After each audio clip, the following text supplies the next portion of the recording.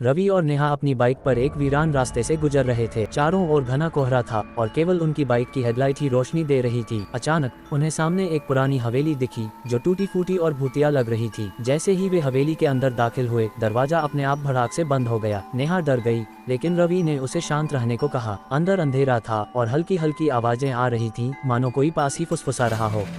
नेहा ने महसूस किया कि कोई दरवाजे के पीछे खड़ा है।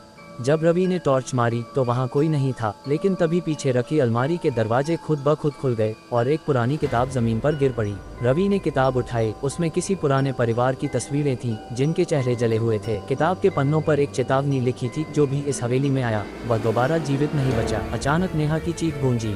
रवि ने देखा कि एक अदृश्य शक्ति नेहा को जमीन पर घसीट रही थी। वह उसे पकड़ने की कोशिश कर रहा था, लेकिन कुछ भी नहीं दिख रहा था। रवि ने नेहा को खींचकर अपने पास किया और हवेली से बाहर भागने की कोशिश की, लेकिन दरवाजा बंद हो चुका था। तभी हवेली में एक जोरदार ठहाका गूंजा, मानो कोई उनकी बेबसी पर हंस रहा हो। रवि और नेहा एक कमरे में भागे जहाँ एक पुराना आईना रखा था। अचानक आईने में एक भूतिया चेहरा नजर आया जो उनके ठीक पीछे खड़ा था। उन्होंने पीछे मुड़कर देखा, लेकिन वहाँ कोई नहीं था। आईने में लिखा था, अब बचने का कोई रास्ता नहीं। तभी कमरे की सारी चीजें हवा में उड़ने लगी और दरवाजे अपने आप खुलने बंद होने लगे।